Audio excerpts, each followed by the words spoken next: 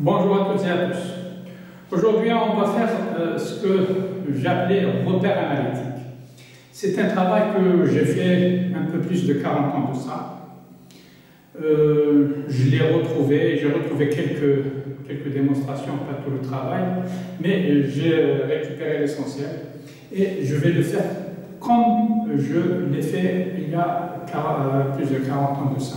C'est un repère analytique. Donc, quand j'ai lu l'encyclopédie de mathématiques, quand j'ai eu mon bac et j'ai trouvé les courbes algébriques, comment tracer les courbes algébriques, je me suis dit, je dois trouver une fonction qui va me permettre de tracer de telles courbes.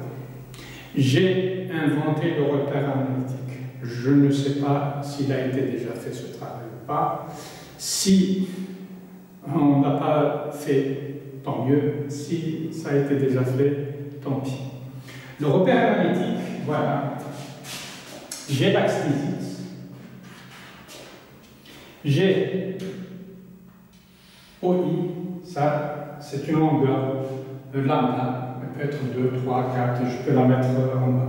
Mais pour l'instant, je mets la main. Les coordonnées d'un point, ce point I, le X c'est ça. Voilà, X il est là. X c'est 0. Et le Y c'est cette valeur. Ici, Y, il est égal à 0. Donc, I, c'est coordonnées 0, 0. Mais le 0, c'est coordonnées, c'est quoi? Suivant X, c'est 0. Mais suivant Y, les valeurs qui sont après I, elles sont positives. Avant I, elles sont négatives. Donc, 0, c'est coordonnées, c'est 0. O, pardon. O, c'est 0 moins lambda. 0 moins lambda. Je prends par exemple M1 ici, regardez, X, c'est moins 1. Y, je compte à partir de là. 1, 2. Moins 1, 2. M2, X égale à 2. Y, c'est moins 3. Donc, moins 3 de ce côté. Avant I, c'est négatif.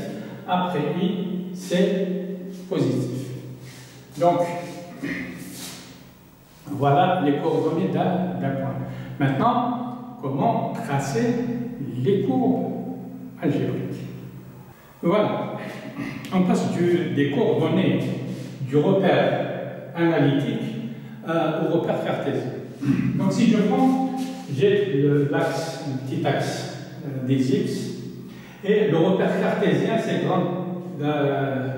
l'axe x' grand X, y' O, Y. Donc si je prends un point M, j'aurai le grand X égal à moins XY, je fais racine de lambda 2 plus x2. Il suffit de faire les rapports trigonométriques, ça sur ça, ça sur ça.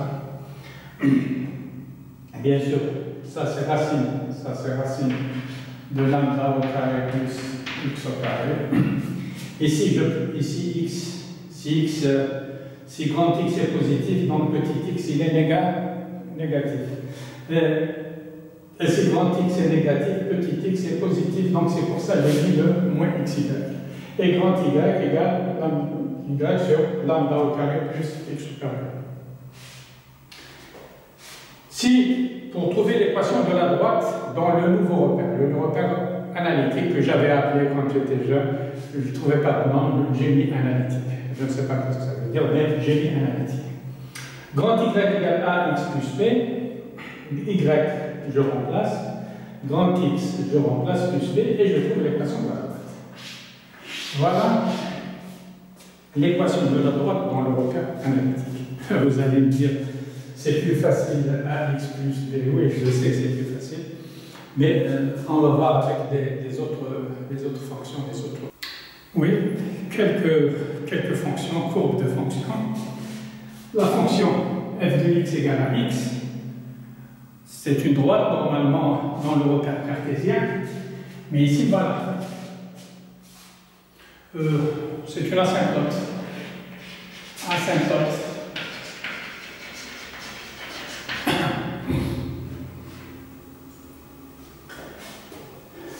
de x égale 1 sur x. Voilà, ça c'est une asymptote verticale. Si je mets valeur absolue de x, f de x égale à la valeur absolue de x, j'aurai ça.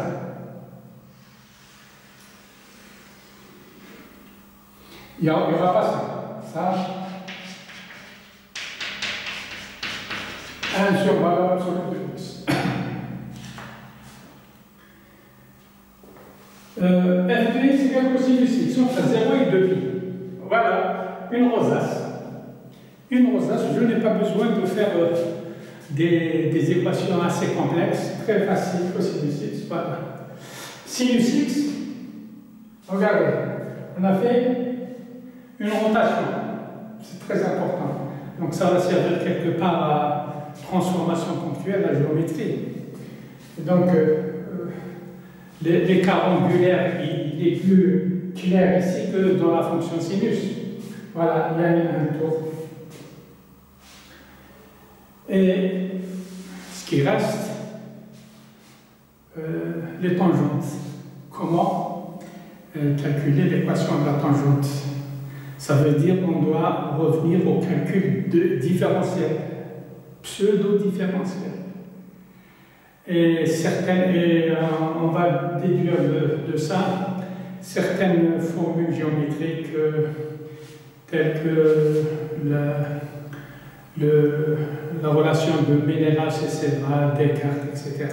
On y reviendra pour la prochaine fois. Merci.